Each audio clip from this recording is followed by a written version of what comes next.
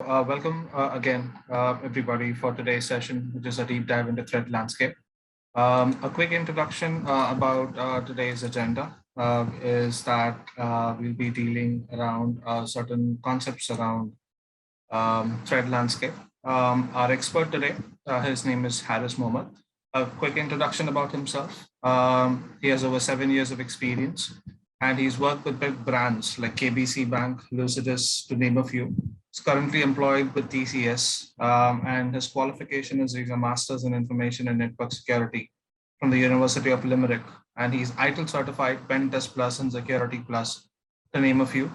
I have had the liberty and the privilege to have interviewed somebody like him, and it's been nothing short of a knowledge exchange that I've had with him. So, without any further delay, I'd like to welcome Haris sir and get started for today's class. Haris sir, over to you. Thanks for that, Kaushik. That was a huge introduction. I'm audible, right, to everybody? Yes, sir. From that, okay, that is fine. I'll just start beginning from here. So this is just an introductory class. We will be talking about the threat landscape as of 2021 July 17, and I'll just see how do I share. Okay, that's how you share my screen. Okay, cool thing. Okay, yep. I'll just present this. Okay, that is visible, right, to everybody? Yes, sir. Okay. If there's a lag in voice or something, yeah, please do let me know because I've never used Zoom before. So, okay, so this agenda is straightforward: an introduction to threat landscape, a slide for interesting statistics, a few recent data breaches. That's something everybody likes to talk about. A case study of one of the most recent attacks, best practices recommendation as per my opinion and experience. So this is something which is probably objective, the second last part. And the last one would be a Q&A session. I mean, if you have any more questions while we are traveling through, yeah, just ask them or type them in the chat. I'll be reading chats. Okay, we good to go? Okay, threat landscape. Okay, so as of now, 2021, I think I did my master's back in 2014. The threat landscape was still a big thing, but it wasn't well informed because there were not much threat actors and there were not much threat certified people. So since that, I mean, not since 2014, but since the era of internet, and most probably this most significant year I've seen was 2008. Since that, the internet has been ever increasing, and every day we're adding devices on the internet. So it's like it has the most basic concept when it comes to cybersecurity. If it's online or if it's connected with a wire or wireless, it's probably insecure or vulnerable, as we say. So every device coming up, for example, even as little as or as smallest as one of those home automation things, the Nets, you have your Alexa, your iOS device, Siri, everything that is connected to the internet or connected to a device in parallel is vulnerable, probably. Yeah. Right now, the latest 2020 report I read, it had almost about 21 billion active devices. That includes personal devices, your work laptops, work computers, and everything in between. So a whopping 21.7 billion. That is a huge number. That comes out to almost to 3 devices per people on the internet, given the entire world had internet, because we do not have that now. But we're working on it as a planet and nations in individual. India, on the other hand, it's an interesting statistics that we have. We are one of the most well-versed connected. I mean, at least in some parts. So we are highly connected in few regions, and we are not connected in some regions. So that's a gap that we, as individuals and the government, they're trying to overcome. This will take time because internet is not that old. We all know internet is still in the teenage years. Networking, on the other hand, has been old. Internets have been old, been used in universities all around since I think 60s and 70s. cyber crime up by 600% due to COVID pandemic. Okay, so why has cyber crime gotten a 6 times fold? The only reason was everybody was inside, everybody was on the internet, and so that this is actually a derivation from the point, the first point. My voice is breaking. Srinivasan, is my voice better now? I think it's a network issue, sir. I'm able to hear you clearly. Okay, just tell me has when it's experienced fine. anything? I'll just hold the mic closer to my. I think it's fine, sir. It's just probably a network issue from his end. I'm able to. Okay. Oh, thank you, Mr. Yogesh, for the confirmation. Okay, so the second point is actually connected to the first point because devices have been, for example, you had a few devices in your home, probably automated or connected, but you were not using it all the time.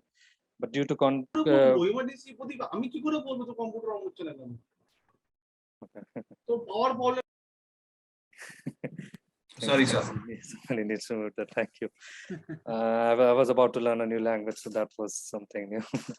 The second point is actually derived from the first point. Reason being, everything went online due to COVID pandemic. I mean, companies had never expected this. I mean, they were, especially, I mean, not personally, but something I realized we do not give due diligence to the internal IT teams we have working because since the pandemic this year and the one continuing one from last year, the internal IT teams of almost every organization had to work real hard just to get all the employees up and running.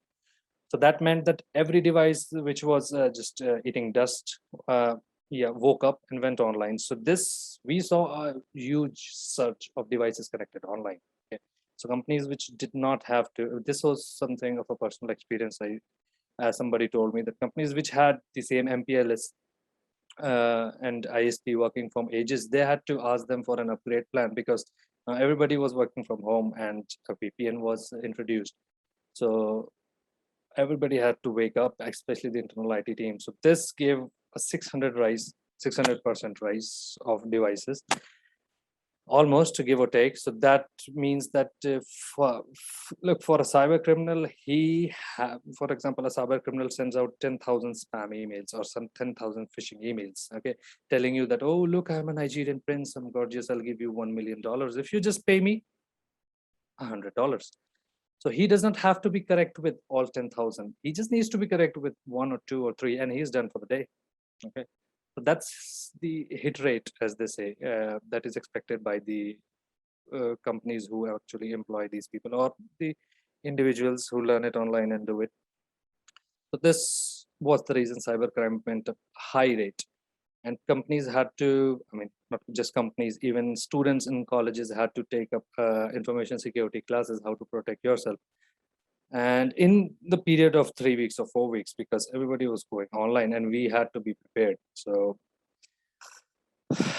once everything is online and post-COVID, we'll be expecting this to be online for a while. So it has gotten a little bit easier for cyber criminals because everybody is online. So their hit rate has actually increased. Their probability has increased because there's just more people. It's just imagine throwing a balloon at a bunch of people in Holi. Okay, it's easier because it's gonna literally eventually hit somebody because there are a lot of people downstairs playing. It's the same thing with cyber criminals. Okay, whether it be phishing or sending a ransomware, people who send out ransomwares or develop rootkits, they do not expect every company to pay. They just expect 1 or 2 companies to pay and they're done for the year or 2 years, whatever was, however long their campaign was. So yeah, that is the reason why we're seeing an upsurge in cybercrime. And the good thing is people are now getting aware and people have started to report, whether it be civilians, individuals, or people working in a company, they're starting to report up because now this has always been an issue and an important thing, but now it is being monitored well worse because we are all online. Okay, the next one is just an example of how sophisticated the technology is becoming and how, oh my god, I forgot to give a space bar. Okay, after skills. Okay, and nonetheless, the point was the technology, not just one technology, every technology we're working on or we're using, it's getting more sophisticated and better day by day. So it is becoming easier for criminals to forge or to do a malfeasance, and it is becoming even tougher for experts, somebody who is a gray hat or somebody even who is a white hat who is working for a company to detect these things. But it's more of a, I won't call it a paradox, it's more of a bootstrap paradox. It's like the question which came first, the chicken or the egg, because technology is getting better and we are making it better, and that better technology is being used by cyber criminals to attack us individually or as an organization. So it's more of a bootstrap paradox. I think it's in one of the episodes of Doctor Who. I'll share the link if somebody wants just to see what a bootstrap paradox looks like. It's an interesting astrophysical thing. Okay. So yeah, for example, if you'll see I was just too lazy to type it out, so I actually took a screenshot. So it says IKEA.com. Okay. But if you'll just notice, like, is there a way here if I can point this annotate? Okay, there is an annotate thing. This. Okay.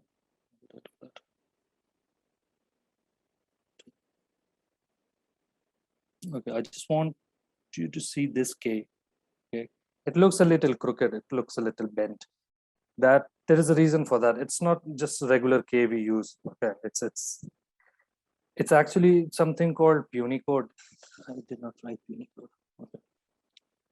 So what essentially is, this is just an example of how sophisticated technology. I mean, if I were to send somebody this on WhatsApp, they'll probably just link it because it looks IKEA.com.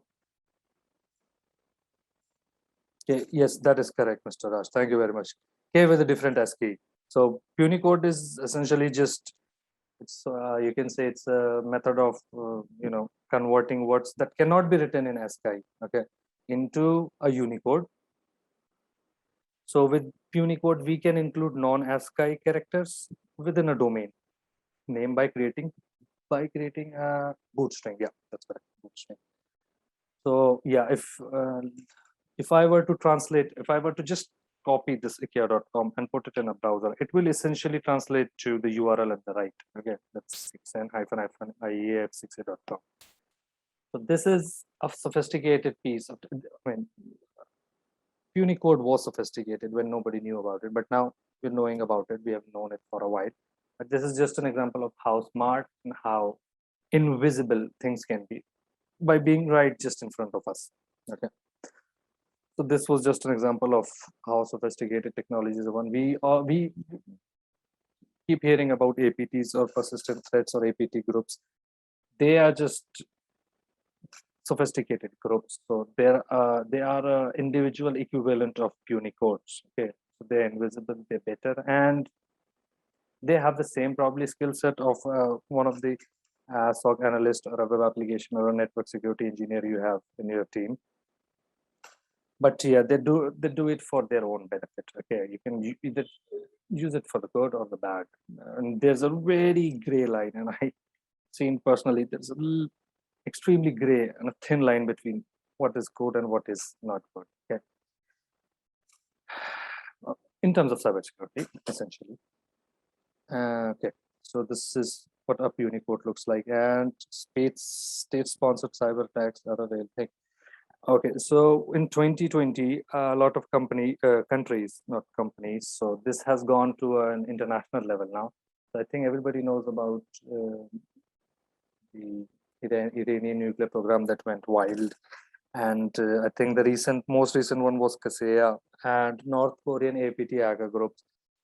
So, I mean, nobody has confirmed this yet. There have been debates. I attended a debate with Norton in Dublin, and they were dissecting an attack that took place in 2017. So we had a wide range of audience from almost all countries. So, but they were still not the Norton group who was managing and organized the event. They had all the evidence they needed to point out who actually did this, what country this came from, but they were still not willing to name it because eventually you're going to offend some people. I mean, maybe people in front of you, people at a higher place or something, because that was a state-sponsored attack. So people do not realize that, okay, this little malicious or malfeasance thing, for example, as a phishing or a rootkit being planted, or let's say a ransomware issue. This could be a state-sponsored thing. That's not for an individual to work upon, but it is something to worry and ponder about, because this is getting more aggressive day by day. Because I think it was 2016 when the Chinese, when the Chinese attacked Pakistan and Bangladesh with a flood of phishing emails. So it was sort of a campaign thing. But since Pakistan has great relations with China, they just let it flew, but not Bangladesh. They reported it. They reported it everywhere, even on Twitter, which there's not much you can do on Twitter, but that's something to know about state-sponsored cyber attacks, and where you can speak up or where you won't be able to speak up. Okay, anybody has anything to ask or say or add? Or we can go to the next slide.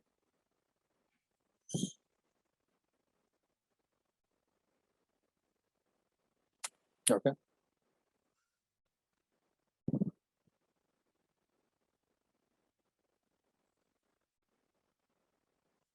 Okay, everybody can see the next slide, right?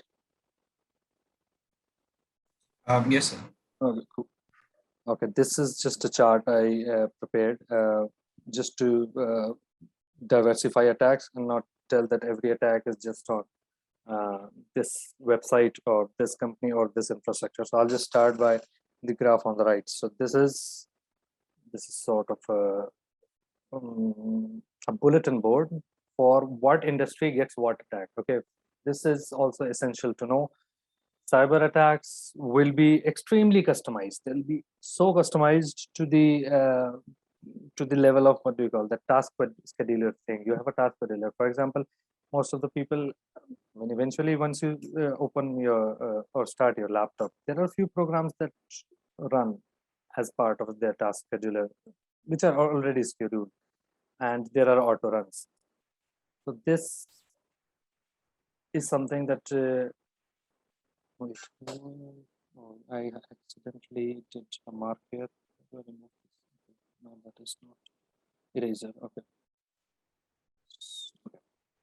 So yeah, for example, task scheduler, that is something that people or the threat actors like to use as little as task scheduler, because there are a few industries which have the basic job of task scheduler works up real well.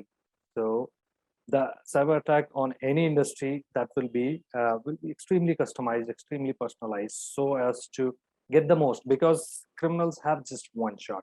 I mean, if you see, for example, if you were to open your email, you see a phishing email, he just has a 50, he or she, that could be anyone. So he or she just has a 50-50 chance of you clicking it. Okay, but once you have deleted it or once you've ignored it, it's gone. His or her shot is gone. So they have a very little window. So they want to make the most out of it.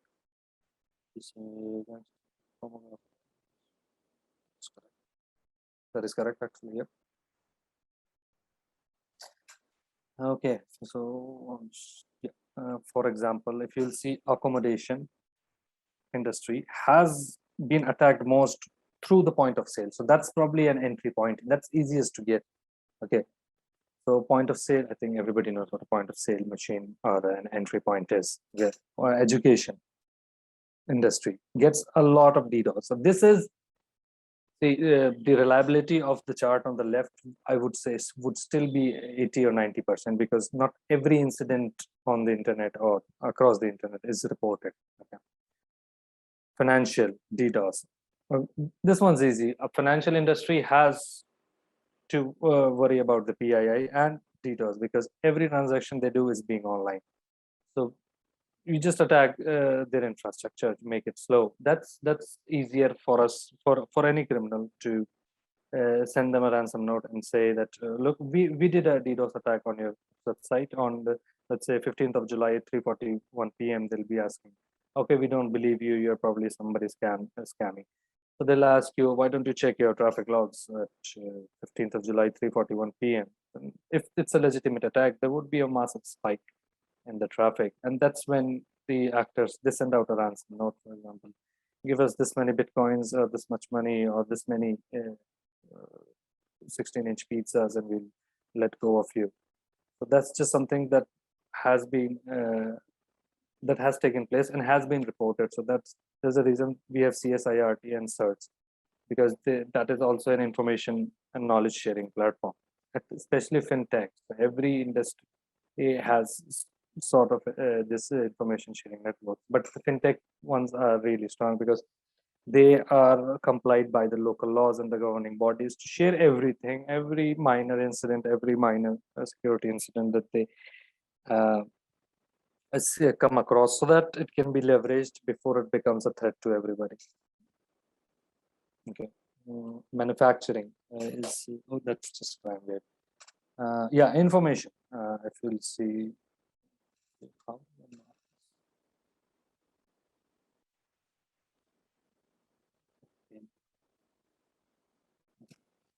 I'll just use it. So the information industry sees a lot of web application incidents. So because websites, everybody has a website. I mean, if a person has a name, he or she probably has a website. Every industry has it. Every freelancer has it. Okay.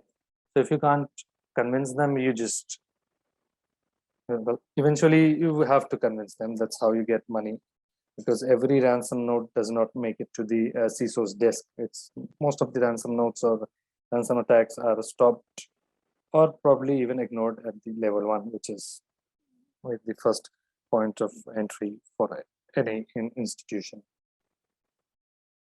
Okay, if everybody's fine, I'll move to the graph on the right. Okay. Okay, the graph on the right is essentially just a depiction of how important and how companies have started to adopt security. Okay, now people and so now institutions and people have started to take a note of security, how important it is, because when it comes to security, what you just don't have those man hours lost and doing an incident, closing a P1 ticket, or it's fine. Oh, it's Nitika. Okay, thank you. Now we know. Yeah, so security institutions have started to take security as a product or as an employee. They've started to pay attention to it, because it's not just about the man hours you lose doing stuff. It's still about reputational damage you have, legal fees you have, and the worst is customer trust you lose. Okay. SOC different than cloud security. Yes, Mr. Shah, I'll just answer this. Yes, in a sense, it is, and it's not entirely different than both cybersecurity, but yeah, it's different jobs, different things. One is enabled by the other, and other helps the one. I'll just come back to you, Mr. Srinivas. Yeah, security services. So you'll see graph in the graph, the pink straight line. Okay, that has been ever increasing since 2018, 1920, because now this eventually goes back to the first slide and the first point, that things are going online, devices are being connected, people are getting online. Your customer who, for example, Nike used to sell shoes offline, right? But then Nike's entire customer base went online. Now they have a customer base which is online and offline. So now they have to maintain their stores and their offices which hold the online transaction and payment thing. They have to hire developers and everything. So Nike is in no loss, because their market, their customers, their everything is expanding. Welcome, Sudhir. So security services, which was not essentially a service, it was just a part of the entire, people just used to say, yeah, it's part of IT. It is still a part of IT, but now it has started to take shape. When people are building practices around cybersecurity, they're building the entire IT department around IT services, because that has now been being enforced by your local compliance laws, your legal laws, and your information data privacy laws.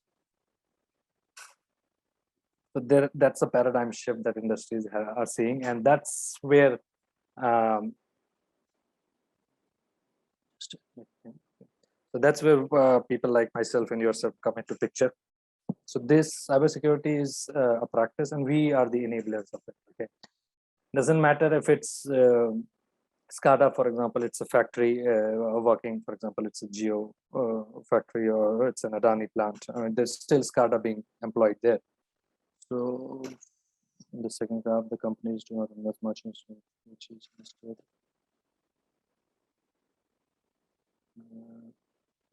Which instead is the concern for the clients.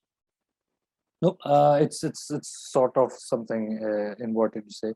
The graph on the left, the pink line, that's actually the amount spent in this is for Aditi K.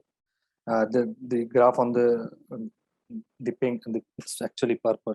The purple line says security services. That's the amount companies have now started to spend on security services. The services would be consultants like yourself, analysts, engineers, and the broken pieces on the right parallel to it are the devices, the equipments, and everything. So the spending has increased. Earlier, the spending was just devices. Get a firewall, get a Cisco Next Gen, get a Palo Alto Traps, and get Checkpoint. Now we need healthy, I would say healthy in the sense of healthy physical and mental state, healthy and soundful engineers to take care of it. Okay, everybody can learn how a Cisco firewall works by using Cisco Packet Tracer, and millions of tutorials are on online. But it's just the same copy and paste thing. But if you were to learn more about Cisco Cisco firewalls from the security perspective, there would be add-ons from what you already know. Right now, I'm just using this as an example. Right now, if somebody was to know how CCNA works, there would be a security module in it.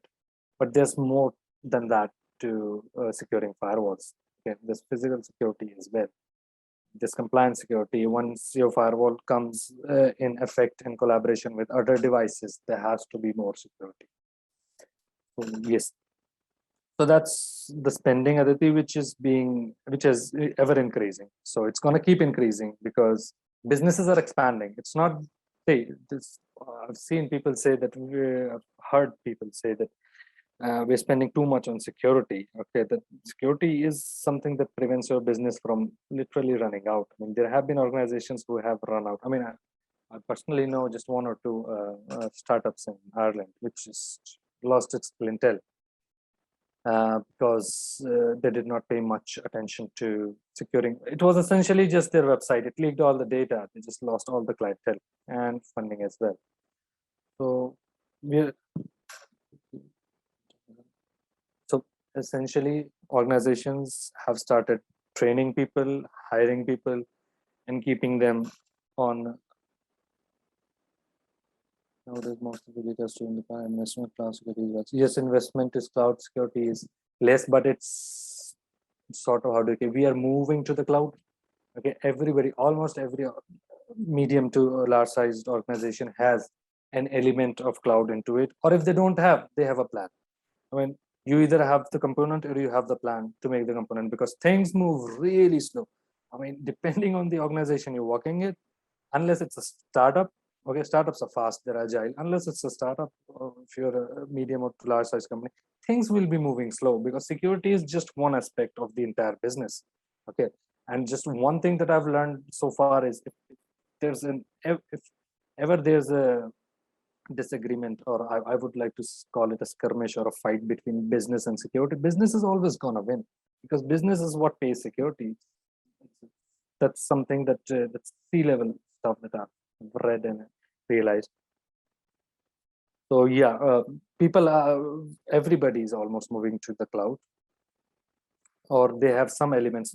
Say if you can't move your entire infrastructure to the cloud, we'll at least move the critical one, so that half of it is being managed by Azure or Google or GCP or AWS. So that's something that's sort of a cheat sheet right now.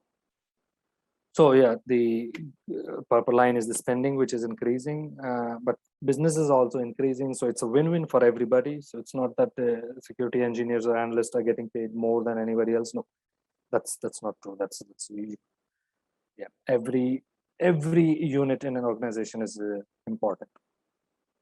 Okay, if I would like to move to the next slide, if everybody is fine with it. Coolio. somebody said something. This was, I think I missed a question from Nava Pramuk. I'll come back to you at the end. This is a huge question you have.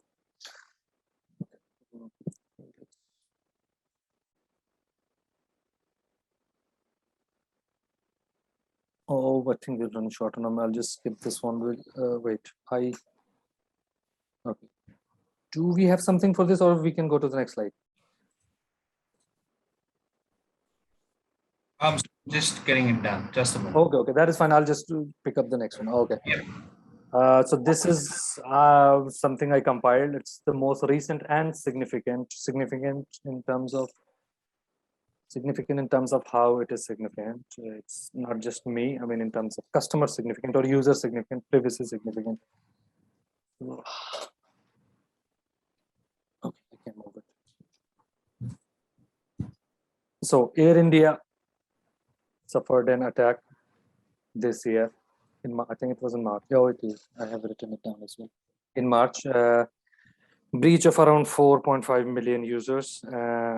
And so this is the significant part. The data leak consisted of name. Okay, that is fine. If your name is leaked, it's not a big thing. Okay, somebody knows my name, Haris. Okay, that is fine. I should not be worried much about this.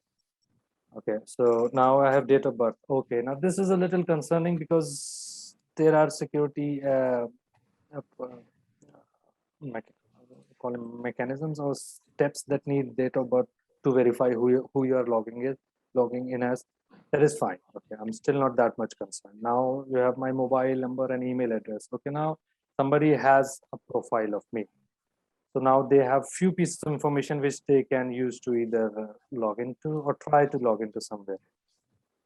Passport information. Okay, so somebody has my passport number. How is this bad? This is bad because something called the gray market and the dark net or the dark web. So if somebody has the pictures of me, or somebody has my address or the entire last or the first pages of my passport, they essentially can forge my identity. I mean, they probably may not travel somewhere. They'll be, maybe they're using the passport for buying houses or identification or just creating a forged identity of me. Now they've taken information. That is fine. You have my ticket information. There's not much you can do unless I'm a stalker and I'm stalking somebody. Frequent flyer data, that is fine. And the last one is the most important piece: credit card information. So credit card information essentially people hold because they are sold. I mean, they're sold with on the darknet as little as 50 cents a piece because that's easier to sell it or then use it and get all the hassles. Because if somebody tries to use a credit card, they'll probably have to do a lot of things. They'll have to get it delivered to somebody else. There'll be an escrow, and if the transaction is blocked, that card is rendered useless. Or I can get $1 or less for that.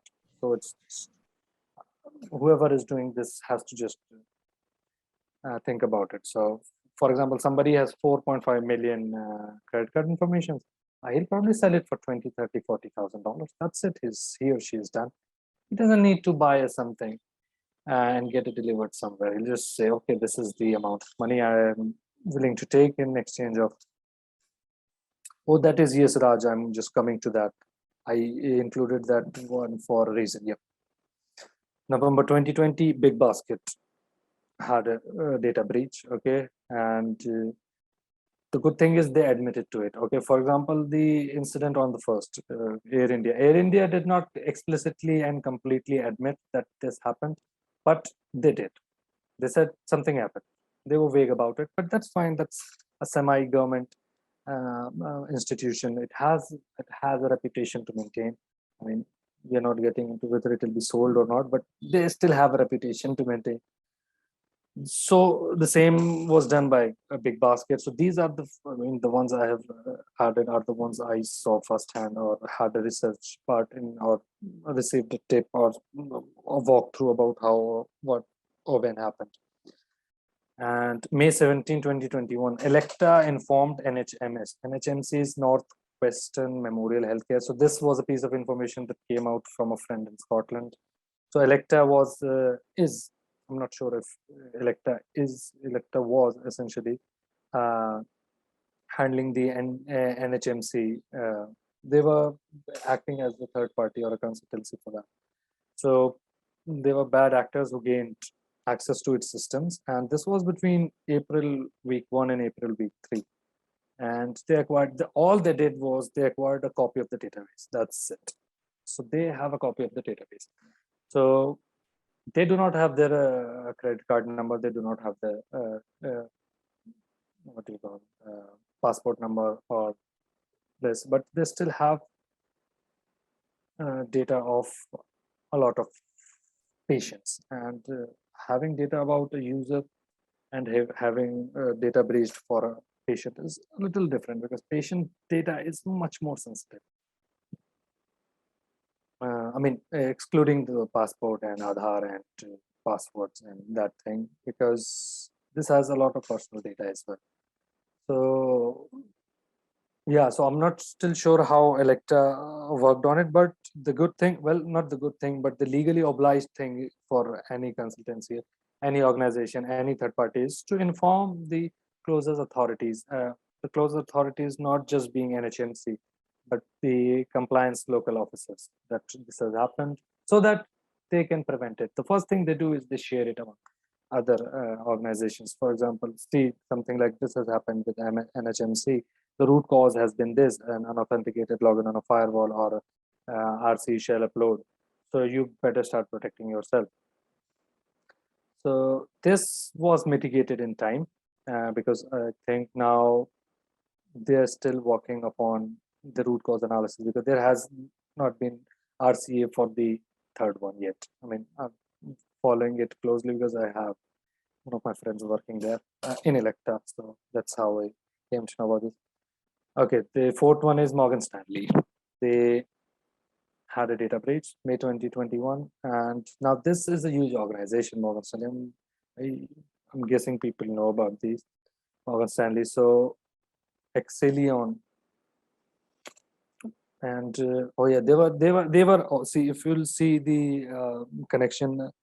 The third one was a third-party vendor. The fourth one was also a third-party vendor, and the fifth one is also a third-party vendor.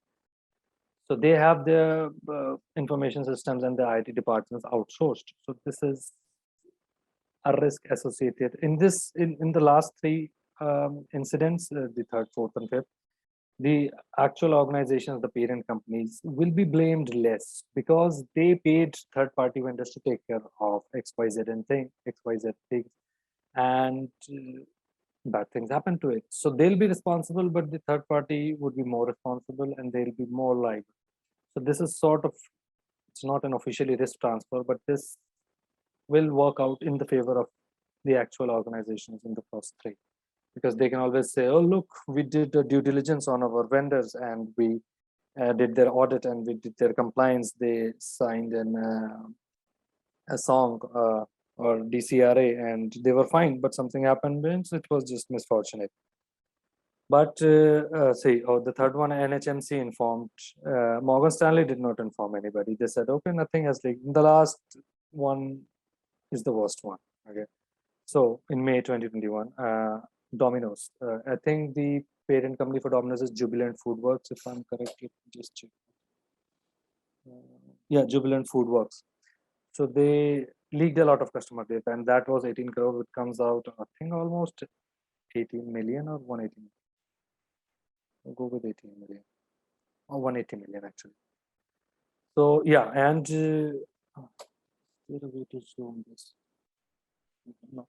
So yeah, the JSON file on the right is actually, this is the screenshot I took out. Okay, so this is the JSON file that was leaking data, and somebody had collected and put all the JSON files all right over 5 minutes. That is correct. Yeah. See, I know that is correct, Mr. Srinivasan, but I was just pointing out the ones I've seen personally. I mean, the ones which I can confirm, which I've seen. So yeah, that is also correct. That happened. So the Domino's was really horrifying for me as well, because I also found my data over there. So what they had mobile numbers. That is fine. I can live with my mobile number being leaked. Delivery price, that is fine. Nobody can do anything if they know that I ate a garlic bread of 145 rupees plus GST. But the worst and the most horrible thing that is still somewhere on the dark net. I mean, the URL which the researcher or the black hat guy shared, that URL has been taken down, so I could not produce a live example for you. But the worst thing that was leaked was, which should be of concern to everybody, was GPS coordinates and delivery address. This should be a nightmare, especially for people who have kids, because dark internet, oh my god, I'm telling you, it's lurking with pedophiles. Okay, and this is the last thing any parent wants. Okay, the address along with their GPS coordinates getting leaked out of the internet. Okay. This literally means, I mean, God forbid happens. For example, 1 in 18 crore of leaked customers gets attacked. This is literally Domino's and Jubilant FoodWorks liability. They should be held liable in court for this. The reason I'm saying it because I saw my GPS coordinates in this as well, and I was startled. I wasn't shocked because this could have happened, so I was startled. So yeah, oh no, and just one thing for the last one. This data didn't leak from Swiggy or Zomato or any of the third-party vendors. This was essentially to Domino's own website, because I do not use Swiggy or Zomato or anything. I only order from their own mobile application and the web application. So this is something I can confirm. And this was, and the worst part about this is not the GPS coordinates being leaked out. The worst part about this, which should concern everybody as a customer or an individual or a citizen, is Jubilant and Domino's, they denied. They denied of any of this. They said, nope, nothing happened. They said, nope, this is just fake news. Like rest of the fake news that roams around. Example about government data. Yes, I was actually trying not to touch that. That is something I have that an example, but I've kept it for future crisis because this is a limited time. This question was by Srikar. Srikar, if you'll text me or you'll email me, I'll give you a write-up about something like this. I have this. So yeah, essentially what Domino's should have done was to inform everybody of what happened. That is fine. Things happen all the time, but denying, no, that's not how things should be. It's like closing your eye to an accident or something like that.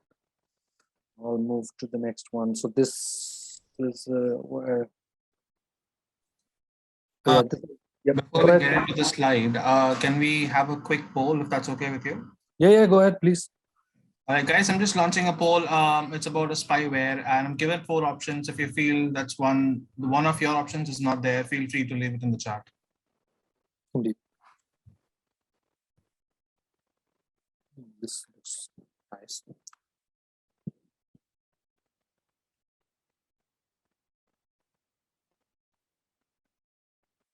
Oh, this is like KBC.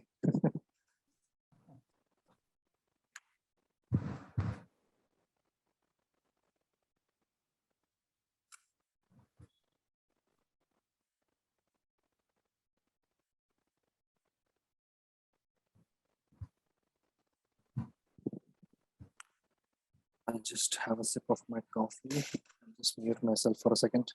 Sure.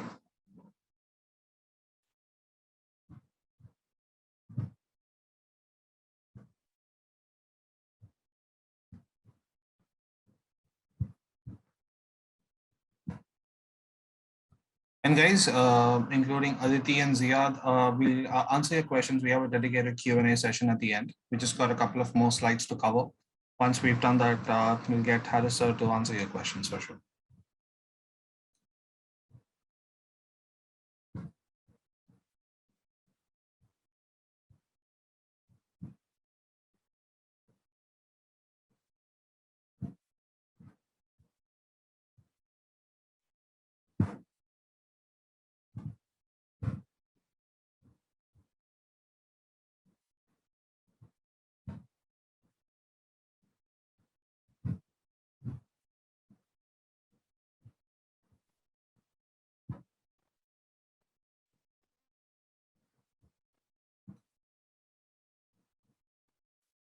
All right, guys, last 10 seconds. I just have another about 10 people. So it's about 6 people left up. It's a great participation. Brilliant. Thank you so much for that. And that's 3, 2, 1.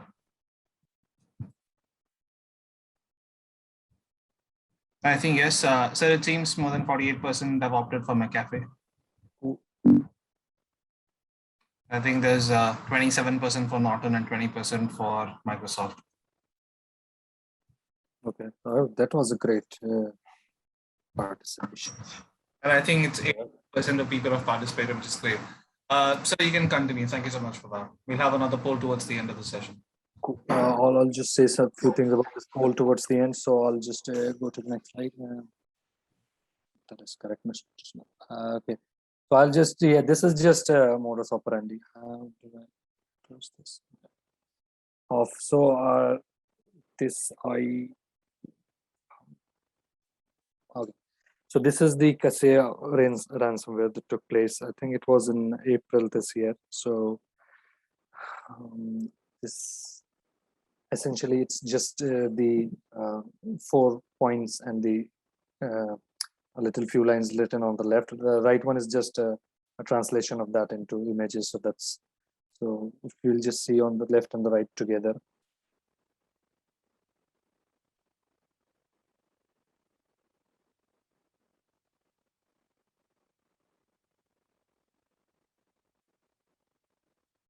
So this happened in 2021, and this was minimize this. Okay. So in this attack, this was essentially a ransomware as well. So what I've seen is ransomware tend to happen every time. I mean, there's no fixed period of time in or a season of those. Okay, I've seen ransomwares in May, June, July, and this was one of those campaigned ones. So campaigned ones are organized ransomwares. Okay, the threat actors, even they work in teams. Okay, team building exercises are applicable everywhere, even for threat actors who work in such domains. So threat actors, they coincide and they collaborate and sync up in such a manner that we'll launch an attack within this period. So the other organization will launch the attack in a similar manner so that they cover the most ground. And the first thing they create is an element of confusion. Okay, what to do? There's a hullabaloo and extreme level of confusion and anger within management and teams. In case it got successful, there's a given condition, okay, because not every ransomware attack is successful, or not everyone makes to the news. So Kaseya ransomware, if you'll just, we won't talk much about who or what Kaseya are, but they were essentially compromised through their supply chain. Okay, so they were not directly compromised. Customers of theirs were compromised. So the first, so this is where the Martin Lockheed kill chain actually comes in, and this is a perfect example that shows that you just do not need to keep your application secure. You need to keep your infrastructure secure as well, and you need to keep your vendor secure as well. Well, your vendor needs to secure themselves. You just need to make sure that they are secured. So this is a collaborative thing, security. I mean, if it's always the weakest link that breaks the chain, and voila, you are paying ransomware out of your budget or a training pocket for a CISO or somebody of that stature who needs to make a decision. So the first thing that was vulnerable was an authentication bypass. Okay, on the VSA servers. VSA is virtual storage. And the next one was arbitrary file upload. So once there are authenticated file uploads, unauthenticated file uploads. Okay, so this one was an authenticated file upload. So if this was an unauthenticated file upload, it would have been horrible. This would have been an example that would have been taught in schools. So gladly it was an authenticated file upload. So once, well, bypass not essentially all the time means that you have per se hacked it. It could be a default password. Okay, it could be a brute force attack.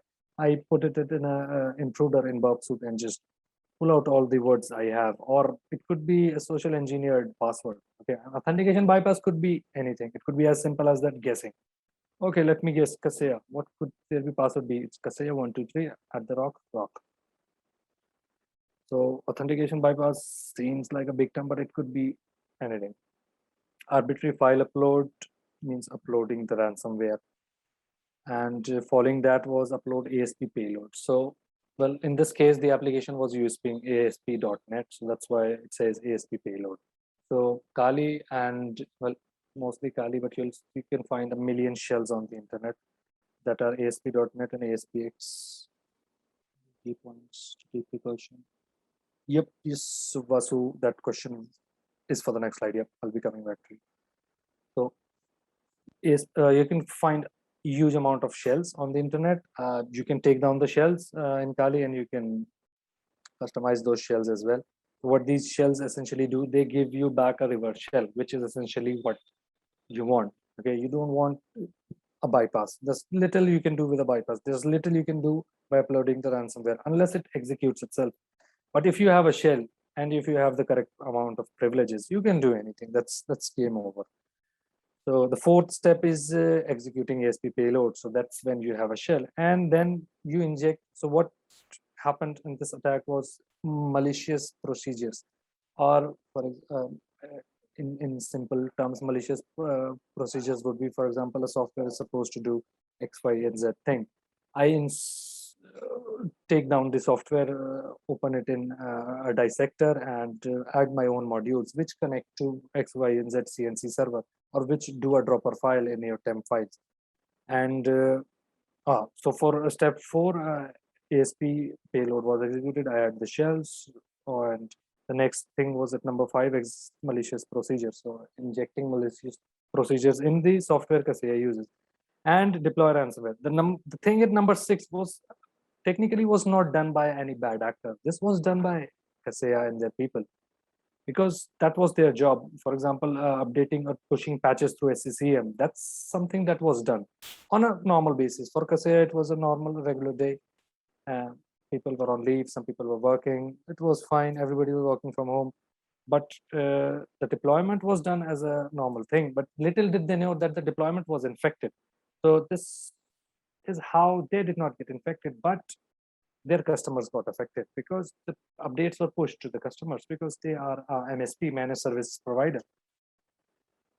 So yeah, things got bad, not on number 5, but on number 6, because they unknowingly pushed patches which were infected. So this was, and number 7 is actually, well, in my opinion, number 7 is actually optional. Because if you are dealing with an organization or a APT group that is that bad, that is that horrible, and that does not care much about anything, yeah, they'll probably just leave the evidences. What can you do? It'll just trace back to an ISP server in Germany. I mean, they'll still be used for preventing future attacks. But I think that 7 is, that's my opinion. I mean, based on what I've seen threat actors leave a lot of evidence. I've seen notes that says, yeah, whatever. Literally, the note said, yeah, whatever.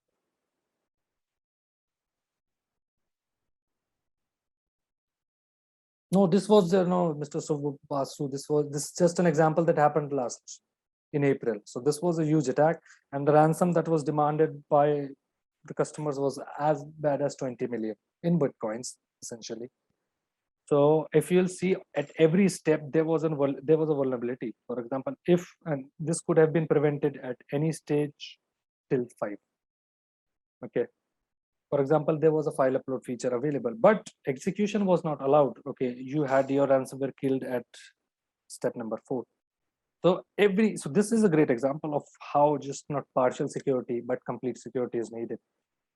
This application should have been secure at every level, starting from bypass till uploading ransomware, till executing ransomware, and editing malicious procedures.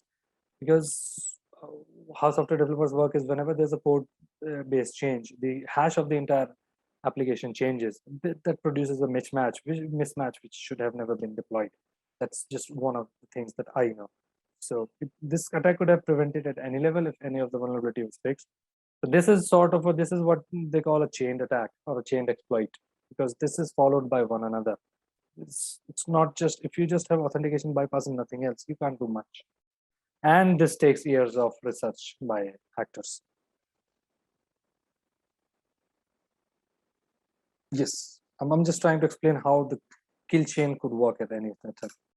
Okay, if anybody has any more questions for this. So this has been the latest attack. I think this was in April. So if you'll Google up, you'll find much more information. But this graph essentially represents how the organization was pseudo destroyed and pseudo saved. Okay, if anybody has any more questions, or we can go to the next slide. Yes, sir. Go to the next slide. Yep, I think this is for you. Yep, sir. I'll share the screen if you can just pause. Yeah, let me see how I can. Okay. Okay, does this work? Yep. Cool. So is my screen visible? Yep, your screen's visible. All right. So guys, thanks for sticking around. A quick introduction. So Harish sir is going to be one of our leading experts in the cybersecurity Antwork experiential program. We're running a 16 weeks program, which has 12 weeks of core content and 4 weeks of soft skills, CV prep and mentoring session. We have great flexibility when it comes to classes because we just run 3 classes, 1 on Saturday and 2 on Sunday, which has 2 core classes and 1 soft skill. The highlight is that we are teaching different things, of which we have 10 plus renowned experts from various companies like TCS. The other companies include EY, KPMG, and so on, to name a few. The overall content will have about 40 plus classes. We'll give you pre-reads in the form of original Antwork videos. Also, you'll be learning a wide range of tools with respect to network security, web application security, to digital forensics. Not only that, you'll also get hands-on experience with 10 plus projects and assessments, which will be based off on every island. Just to give you an idea of how our islands are, these are the first 5, which is introduction to cybersecurity, network security, cyber attacks and their impact, web application security and incident management. So Harish sir is going to be teaching cyber attacks and their impacts. He's going to be also he's going to be discovering a great deal around ransomware and malware, reverse engineering. We are into SIEM, cyber threat intelligence, digital forensics, governance, risk compliance, identity and access management, and cloud. So when it comes to every island, we are teaching you tool with relations to what the island is. And the entire course structure is free, priced at $49,999, which also you get an EMI option of $4,444 with 0 costs. So please avail that as soon as possible. If you guys are interested to know more about this course, I'd recommend you to just visit antwork.com and register. We'll be more than happy to share a full version of a blown up brochure of what we're going to be doing to cover. And with Harish sir's promotion code today, you'll be able to avail a discount of up to 5,000 rupees. I'll be sharing the link in the chat. And I'd strongly recommend you guys and urge you guys to at least have a look at it, because the highlight is we don't have teachers here, but we have experts. We have industry experts who've been there, done that, and there's nothing like hearing from the horse's mouth. So we just got 2 more slides to complete. Harish sir, I'd request you to take over. Thanks.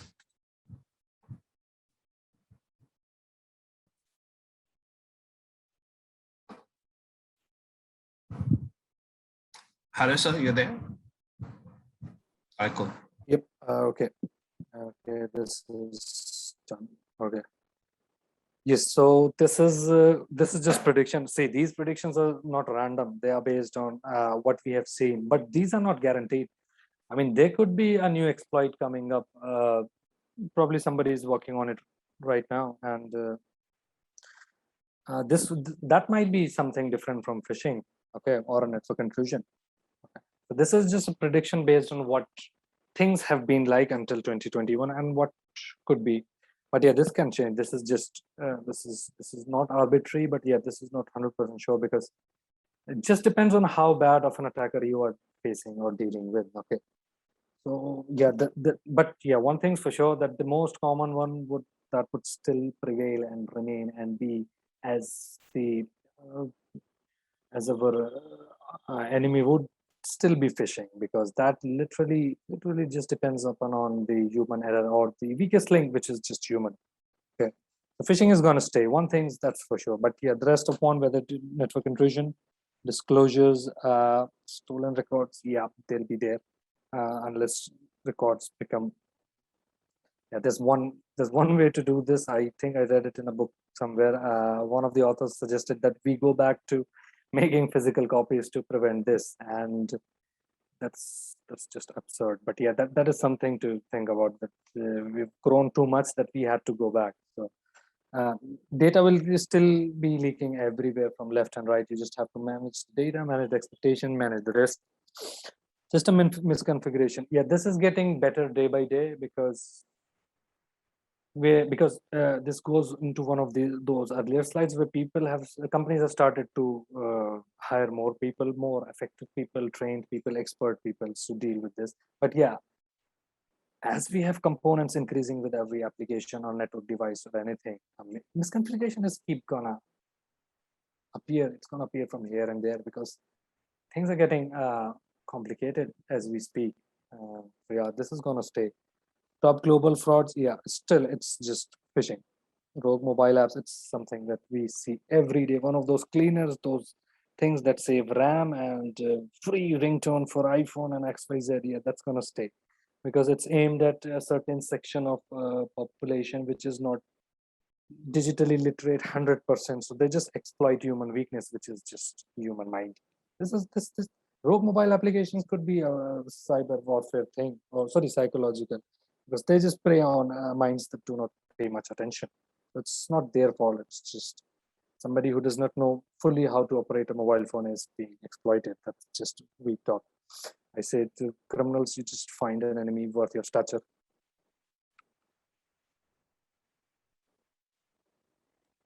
I'll come back to that question.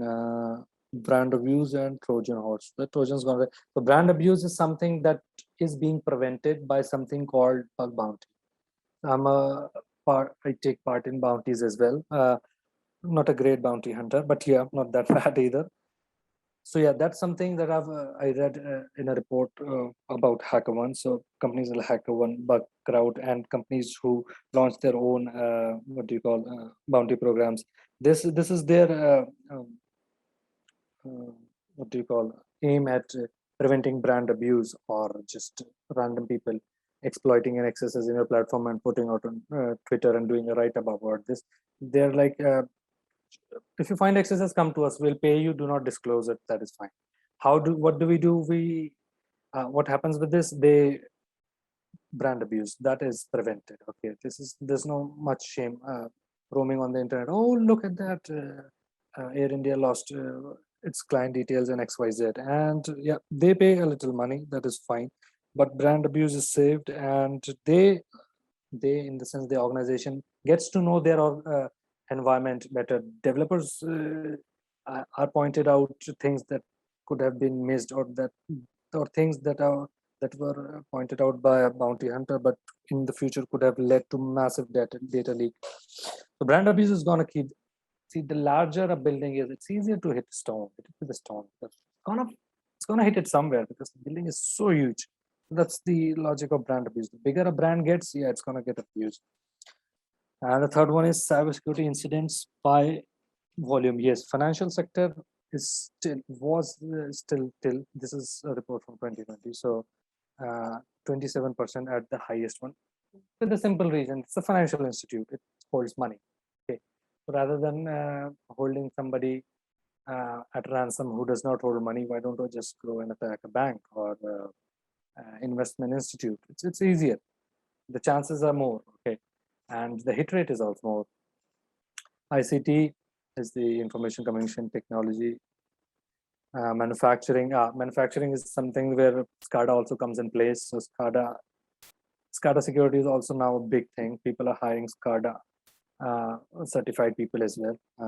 Retail, yeah, this is where the POS comes into place, and professional services, which is almost negligent. Professional is sort of you can say just gets mixed up in rest of the thing because it's online. It is still a target. That's how professional services come into attack.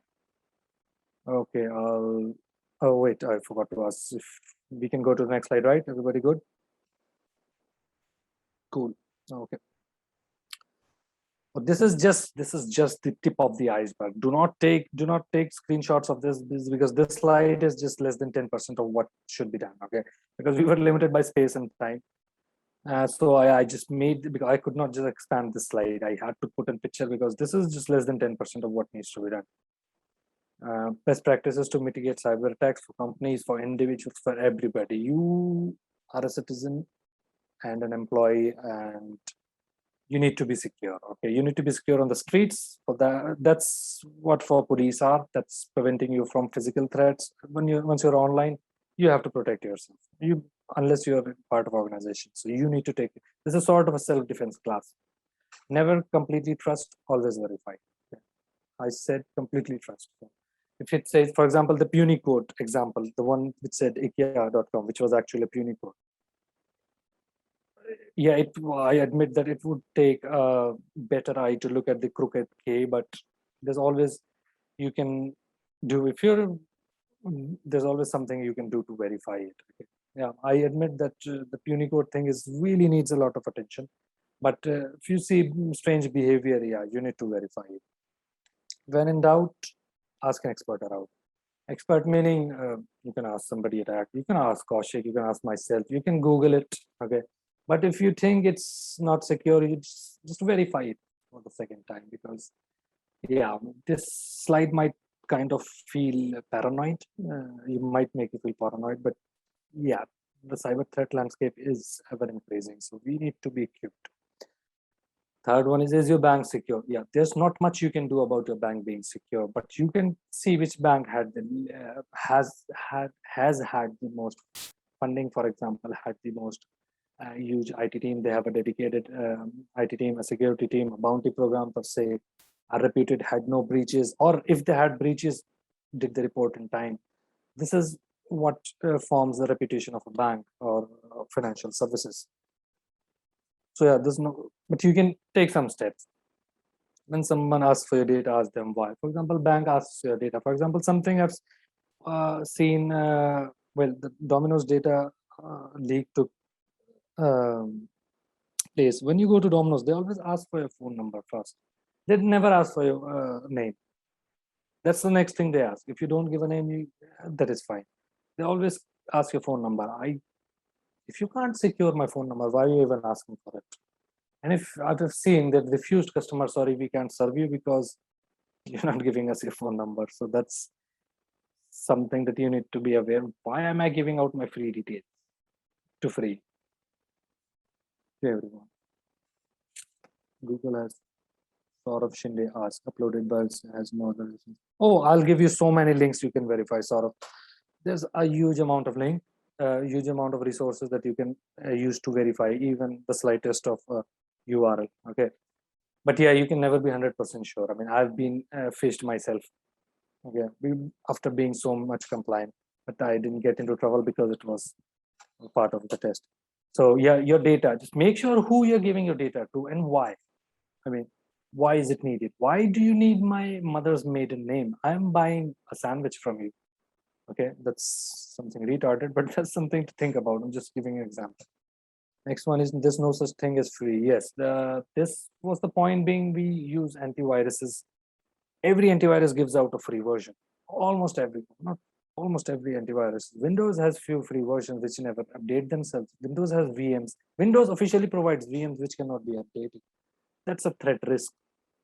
There's never such a thing as free. Nothing is free. The worst example of that was WhatsApp. WhatsApp is holding was not sure about the new policy they have. WhatsApp was holding a lot of metadata about yourself, about any customer. So now they're under scrutiny. They're trying to get everybody in one place. They've given advertisements in newspaper. Look, we don't hold data. Yes, you do. You do hold metadata. So yeah, this never something is free. So this goes to the poll question about antivirus. Every antivirus is okay, it's good, it's fine. There's no such thing as best antivirus, honestly. Okay, because if there were best antiviruses, there would never be a zero-day exploit. The Kaseya one could have been avoided. Don't you think the Kaseya people had an antivirus in place? Yes, they had an antivirus in place. But the exploit being exploited was a zero-day, hence it got away.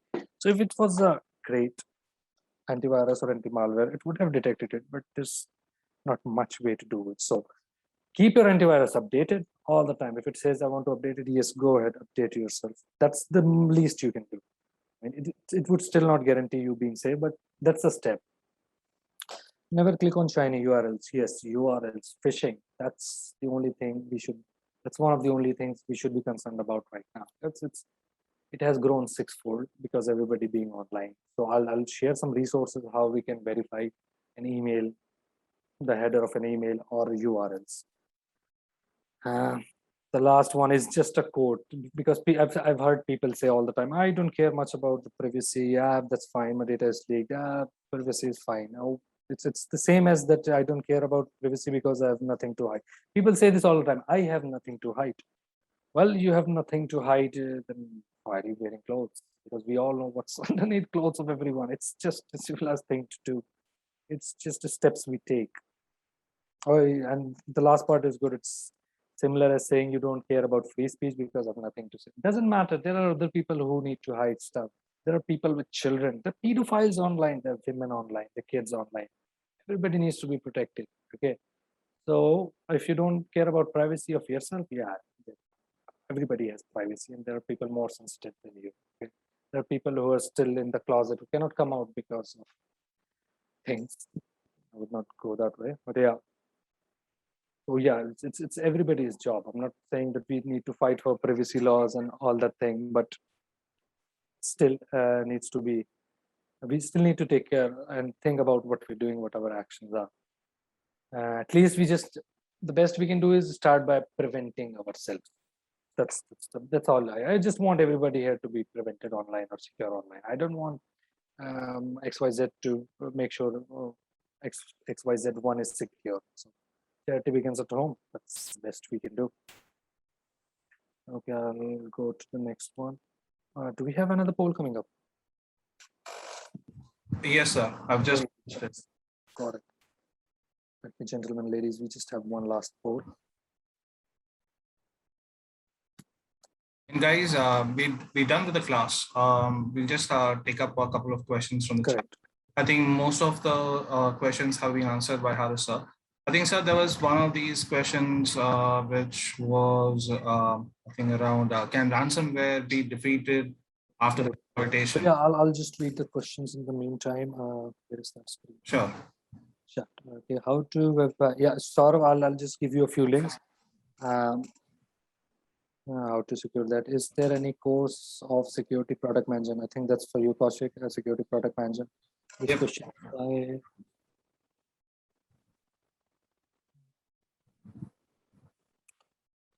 Okay, yes, understood. Essentially, this is from Subhasu.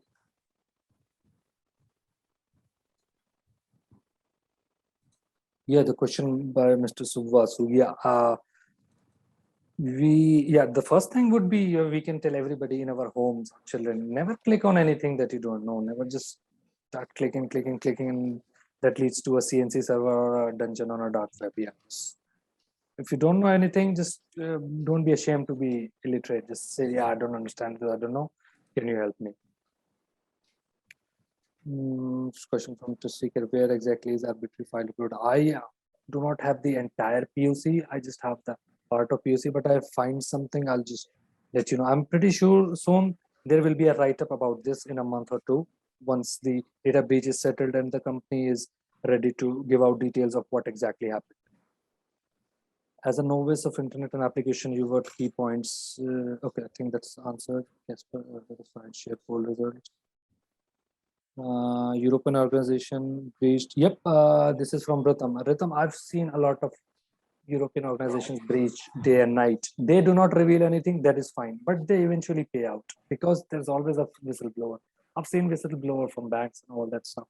But yeah, in Europe, it's really getting tougher and tougher because European Union loves money, as all of us do. Union loves so much money.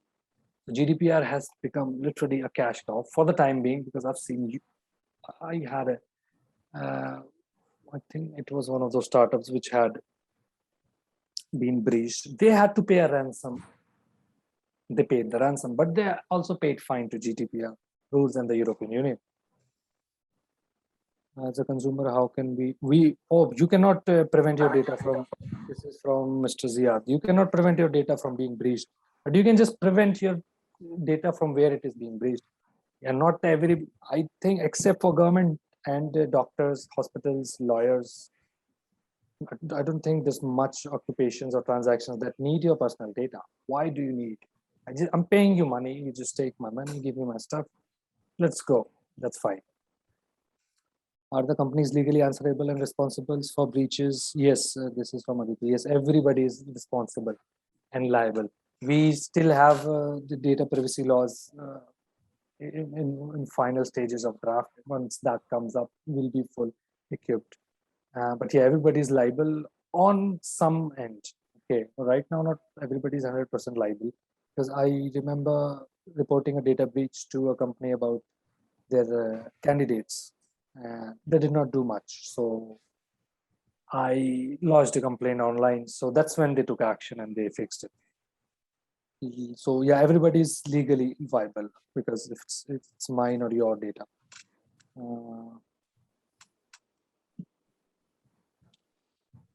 Okay. Oh, the European organization breached the Indian government last year. Oh, the government can always say no to anything. We all know the affairs they have. I honestly actually do not know much about this one. So randomly OTP message, that is a great question. Actually, I receive OTP messages all the. You do not answer anything unless you're trying to log into Zomato or Flipkart or your filing or self-registration of COVID. Anything unknown, yeah, just ignore it, just delete it. You cannot go and start finding out who did it. It's a long job and you need to do more important things. But yeah, something, if you have the OTP, either delete it, but you do not share it with anyone. Nobody needs your OTP. Nobody. Believe me, nobody needs your OTP. Question from Anil. If two officers, a security engineer as a developer, which would be a great career future? Oh, that honestly, if you become a security engineer, good for you. You become a developer, it's good for you. Both of these jobs need to follow security at every level. How far? We'll just take the last question: how to detect virus if it has a new signature which is not present in antivirus database? Oh, that is a great question. I love this question. How to detect a virus if it's a new signature? This, if you have, you at least need to have a copy of the virus. Okay, that's how we can dissect it, reverse engineer it, find all the IOCs we have about it, and that's when we start blocking it on firewalls, web application firewalls, network firewalls, and then we share it with everybody else. But if you're talking about an infected computer, there's different methodology of it. You need to quarantine that computer, and you'll still dig the computer for IOCs, which are indicators of compromise. So it's always easier to image a new computer than clean up one. But yeah, for learning, there's a lot of resources I can share with you. But yeah, a new signature will be created. So that's the point. If it's a 0 day, there will be no signatures. But there will be signatures that will be created, because every file has a hash. So if you have an infected file that nobody has, for example, it's a 0 day, you go online, you create a hash for it, and that's your signature. You have a 0 day signature. That's it. It's as simple as that. All right, sir, I think we've gone above and beyond the time. Yes. And thank you guys for hanging out till the end. If you have more questions, Haris sir is available on LinkedIn. You can connect with him and you can get your questions. And also he's going to be a part of the boot camp. So I strongly urge you to also learn more, because if you're interested in this session, I can guarantee you that you would be able to enjoy this session more in our boot camp, because we're going to learn some tools as well. So once again, sir, thank you so much for sharing your knowledge. And I'm pretty sure guys who attended here would have had a nice one. Sort of, Haris, just type in Haris Mohammed on LinkedIn and you should be able to. Yeah. All right. Thank you so much, sir. Stay safe, guys. Thank you again, sir. Take care of yourself. I'll connect with you later. Thank you, everyone. Great audience, great sessions, great questions. Thank you. All right, sir. Good night.